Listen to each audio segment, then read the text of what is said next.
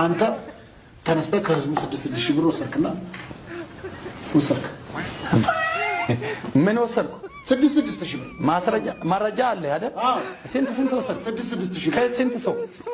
ወደ 425 ነው የሚለው። ስንት ሆነ አንድ ላይ? 2 ሚሊዮን ከምናምን። ስንቱ ተሰበሰበ? ስንት ተሰበሰበ?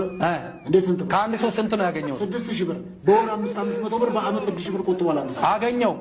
እሺ 6,000 በእነርሱ ኬስ ላይ ሆኖ ምን ይሰራል? እስኪ ንገረኝ። እኔ በንግድ ነው የተቀበልኩት፣ በቸርች አይደለም። በኬሳቸው ምን ይሰራል ንገረኝ። እኔ ጋር ስመጣ እኮ 2 ሚሊዮን ነው እና በቃ ስራ ሰራሁበት። ይጠቅማቸዋል እንዴ? እያልኩ ያለው ምንድነው? ከቅድም 6,000 ብር በአንተ ኬስ ከሚሆን እኔ ጋር ቢገባ ይሻላል እያልኩ ነው ያለው። ስራ ይሰራል።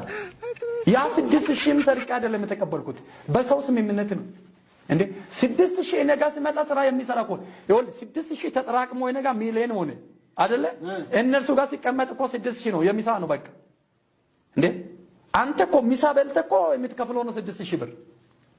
እኔ ደግሞ እኮ የሰዎች ተስፋና እምነት ጀምራለሁ። ባንክ ብድርና ቆጥባ ብሎ ቆጥበዋል ሰዎቹ፣ ይተርፍላቸዋል። 6,000 መመለስ እኮ